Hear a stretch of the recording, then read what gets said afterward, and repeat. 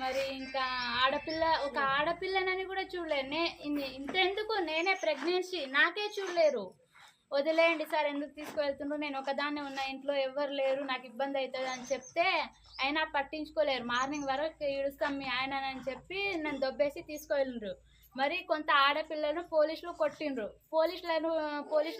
ఆడపిల్లలకు కొట్టే హక్కు పోలీసులను ఎవరు ఇచ్చిండ్రు? ప్రభుత్వం ఏమైనా ఇచ్చిందా? ప్రభుత్వం ఎవరికి మా పోలీసులకు ఇచ్చిందా హక్కు?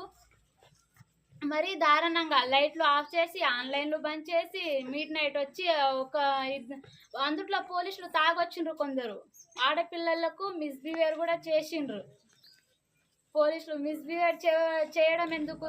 నైట్ దాడి అయింది అని అందరు అంటుండ్రు. దాడి జరిగింది మార్నింగ్ జరిగింది కదా, మన పోలీస్ వాళ్ళు వచ్చేటి వాళ్ళు కూడా మార్నింగే రావాలి. మిడ్ నైట్లో 1:30కి వచ్చి అందరినీ గొడవ పడి